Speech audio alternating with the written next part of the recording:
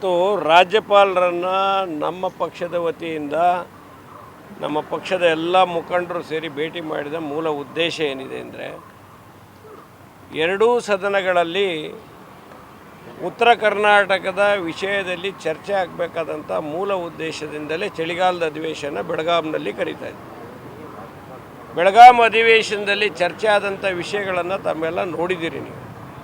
ಯಾವ ರೀತಿ ಉತ್ತರ ಕರ್ನಾಟಕಕ್ಕೆ ಪ್ರಾಧಾನ್ಯತೆಯನ್ನು ಕೊಟ್ಟು ಉತ್ತರ ಕರ್ನಾಟಕದ ಸಮಸ್ಯೆಗಳಿಗೆ ಹೆಚ್ಚು ಒತ್ತು ಕೊಟ್ಟು ಮಾತನಾಡೋದಕ್ಕೆ ಅಥವಾ ಪರಿಹಾರ ಕಂಡುಕೊಳ್ಳೋದಕ್ಕೆ ಅವಕಾಶವನ್ನು ನೀಡಿರುವ ಸರ್ಕಾರದವರು ಅನ್ನೋ ವಿಚಾರವನ್ನು ನೀವೆಲ್ಲ ಅತ್ಯಂತ ಹತ್ತಿರದಿಂದ ನೋಡಿದ್ದೀರಿ. ಮೊದಲನೇದೇ ಅವರು ಪ್ರಾರಂಭದ ದಿನದಿಂದಲೇ ಏಟ್ ಬಿಲ್ ಅನ್ನೋ ವಿಚಾರವನ್ನು ಗಾಳಿ ಸುದ್ದಿಯನ್ನು ಬಿಟ್ಟು ಆ ಬಿಲ್ಲನ್ನು ತಂದರು. ಆ ಬಿಲ್ಲನ್ನು ತಂದಂಥ ಸಂದರ್ಭದಲ್ಲೂ ಕೂಡ ವಿಧಾನಸಭೆ ಒಳಗಡೆ ಅದು ಚರ್ಚೆನೇ ಆಗಲಿಲ್ಲ, ಗಲಾಟೆ ನಡುವೆ ಅಂಗೀಕೃತ ಆಯಿತು. ಆ ಬಿಲ್ಲನ್ನು ತಂದಿದ್ದಾದರೂ ಯಾವಾಗ? ಇನ್ನೇನು ಸದನವನ್ನು ಕೆಲವೇ ಗಂಟೆಗಳಲ್ಲಿ ಕ್ಲೋಸ್ ಮಾಡಿ ಎಲ್ಲ ವಾಪಸ್ ಕಡೆಯ ದಿನ ವಾಪಸ್ ಹೋಗ್ತಕ್ಕಂಥ ಸಂದರ್ಭದಲ್ಲಿ ಈ ಬಿಲ್ಲನ್ನು ಪಾಸ್ ಮಾಡಿ ತಂದರು. ಸರಿಯಾದ ಡಿಬೇಟ್ ಆಗಲಿಲ್ಲ. ಇದೇ ಕಾನ್ಸ್ಟಿಟ್ಯೂಷನ್ ರೈಟ್. ಅದು ಆರ್ಟಿಕಲ್ 19 ಕರ್ಟೇಲ್ ಮಾಡೋದಕ್ಕೆ ಯಾರಿಗೂ ಅಧಿಕಾರ ಇಲ್ಲ, ಯಾವ ಸರ್ಕಾರಕ್ಕೂ ಅಧಿಕಾರ ಇಲ್ಲ. ಅದು ಕಟ್ಟ ಕಡೆ ಮನುಷ್ಯನ ಹಕ್ಕು. ಅಂಥ ಒಂದು ಹಕ್ಕನ್ನು ಕರ್ಟೈಲ್ ಮಾಡಿ ಇವತ್ತು ಆ ಬಿಲ್ಲನ್ನು ತರಾತುರಿಯಲ್ಲಿ ಪಾಸ್ ಮಾಡಿದ್ದಾರೆ.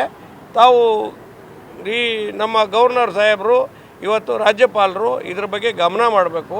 ದಯಮಾಡಿ ನಮ್ಮ ಎರಡೂ ಕಡೆ ಚರ್ಚೆ ಆಗಲಿಲ್ಲ, ಸದನದ ಒಳಗೂ ಚರ್ಚೆ ಆಗಬೇಕು, ಹೊರಗೂ ಚರ್ಚೆ ಆಗಬೇಕು. ಇಂಥ ಬಿಲ್ಗಳನ್ನು ತಂದಲ್ಲಿ ಸಾರ್ವಜನಿಕ ದೃಷ್ಟಿಯಿಂದ ಮತ್ತು ಸೊಸೈಟಿ ದೃಷ್ಟಿಯಿಂದ ಇಂಥ ಮಾರಕವಾಗಿರ್ತಕ್ಕಂಥ ಜನಕ್ಕೆ ಅವ್ರ ರೈಟನ್ನು ಎಕ್ಸ್ಪ್ರೆಸ್ ಮಾಡ್ತಕ್ಕಂಥ ವಿಚಾರದಲ್ಲಿ ಸಂಪೂರ್ಣ ಮಾರಕ ಆಗಿರ್ತಕ್ಕಂಥ ಈ ಬಿಲ್ಲನ್ನು ವಾಪಸ್ ಪಡೆಯೋದಕ್ಕೆ ಯಾವ ರೀತಿ ಕಾನೂನಲ್ಲಿ ತಾವು ಅವಕಾಶ ಇಟ್ಕೊಂಡು ಮಾಡಬೇಕು ಅನ್ನೋ ವಿಚಾರದಲ್ಲಿ ನಮ್ಮ ಪಕ್ಷದ ವತಿಯಿಂದ ಒತ್ತಾಯ ಮಾಡೋಕ್ಕೆ ಬಂದಿದ್ದೇವೆ.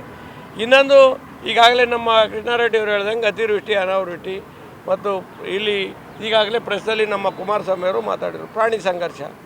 ಪ್ರಾಣಿ ಮಾನವ ಸಂಘರ್ಷ ನೆನ್ನೆ ಮನೆಯದಲ್ಲ ವಿಚಾರ. ಇದು ಭಾಳ ತೀವ್ರವಾಗಿದೆ. ಇವತ್ತು ಬೀದಿ ನಾಯಿಗಳ ಕಾಟ ಕಾಡು ಪ್ರಾಣಿಗಳಿಂದ ಭಾಳ ಅತ್ಯಂತ ಹೀನವಾಗಿದೆ. ಇವತ್ತು ನಮ್ಮ ಶಾಲಾ ಮಕ್ಕಳು ಸ್ಕೂಲಿಗೆ ಹೋಗಂಗಿಲ್ಲ ಸರಿಯಾಗಿ, ಮತ್ತು ಈಗ ವಾಕ್ ಮಾಡ್ತಕ್ಕಂಥವ್ರು ಅಥವಾ ಜಾಲಿ ರುದ್ರು ತಿರುಗಾಡ್ತಕ್ಕಂಥ ವಿಚಾರದಲ್ಲಿ ಬೀದಿ ನಾಯಿಗಳ ವಿಚಾರದಲ್ಲಿ ಭಾಳ ಗಂಭೀರವಾಗಿ ಸರ್ಕಾರ ಗಮನ ಮಾಡಬೇಕು. ನೀವೇನು ಹಳ್ಳಿಯಿಂದ ಹಿಡಿದು ದಿಲ್ಲಿವರೆಗೆ ಈ ಪ್ರಾಬ್ಲಮ್ ಇದೆ. ಇದಕ್ಕೆ ಮಾಡದೇ ಇದ್ದರೆ ಭಾಳ ಕಷ್ಟ ಆಗ್ತದೆ ಜನಜೀವನ ಅನ್ನೋ ವಿಚಾರವನ್ನು ಕೂಡ ನಾವು ತಿಳಿಸಿದ್ದೀವಿ. ಅತಿವೃಷ್ಟಿ ಅನಾವೃಷ್ಟಿ ಪ್ರಾಣಿ ಮಾನವ ಸಂಘರ್ಷ ಇವೆಲ್ಲ ವಿಚಾರನ ಒಳಗೊಂಡು ಇವತ್ತು ನಮ್ಮ ರಾಜ್ಯಪಾಲರಿಗೆ ಮನವಿ ಕೊಟ್ಟಿದ್ದೀವಿ. ಆ ಮನವಿಗೆ ಸರಿಯಾದ ರೀತಿ ಸರ್ಕಾರ ಸ್ಪಂದನೆ ಮಾಡ್ತಾಯಿಲ್ಲ. ಸರ್ಕಾರಕ್ಕೆ ಚಾಟಿ ಬೀಸೋ ಮುಖಾಂತರ ತಾವು ಎಚ್ಚರಿಸಬೇಕು ಸರ್ಕಾರವನ್ನು ಅಂತ ನಾವು ಈ ಸಂದರ್ಭ ಒತ್ತಾಯ ಮಾಡ್ತೀವಿ.